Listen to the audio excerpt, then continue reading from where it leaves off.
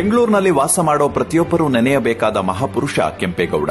ವಿಜಯನಗರ ಸಾಮ್ರಾಜ್ಯದ ಸಾಮಂತ ರಾಜರಾಗಿದ್ದ ಇವರು ಯಲಹಂಕದ ಪಾಳೆಗಾರರಾಗಿದ್ರು. ನಂತರ ನಾಡಪ್ರಭುಗಳಾದ್ರು.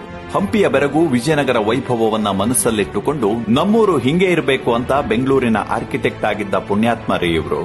ಗೌಡ್ರ ಅಂದಿನ ದೂರದೃಷ್ಟಿ ಫಲವೇ ಇಂದು ಜಗತ್ತಿನ ಚುಂಬಕ ನಗರವಾಗಿ ಬೆಂಗಳೂರು ಬೆಳೆದಿರೋದು. ಅಂಥದ್ದೇನು ಮಾಡಿದ್ರು ಗೌಡ್ರು ಅಂತೀರಾ? ಹೇಳ್ತೀವಿ ಕೇಳಿ. ಕೆಂಪೇಗೌಡರ ನಗರ ಕಲ್ಪನೆ ಬಹಳ ಶ್ರೀಮಂತವಾದದ್ದು. ವ್ಯವಹಾರ, ಧರ್ಮ, ನೆಮ್ಮದಿ ಎಲ್ಲವೂ ಅಲ್ಲಿರ್ಬೇಕು ಅಂತ ಬಯಸಿದ್ರು. ಬೆಂಗಳೂರು ನಿರ್ಮಾಣಕ್ಕೆ ಪಣ ತೊಟ್ಟಿದ್ದ ಗೌಡ್ರು ಕೋಟೆ, ಪೇಟೆ, ಗುಡಿ, ಕೆರೆ ನಿರ್ಮಾಣದ ನೀಲನಕ್ಷೆಯನ್ನ ವಿಜಯನಗರದ ಅಚ್ಯುತರಾಯರ ಮುಂದಿಟ್ಟರು. ಅವರು ಖುಷಿಯಾಗಿ ಆರ್ಥಿಕ ನೆರವಿತ್ತರು.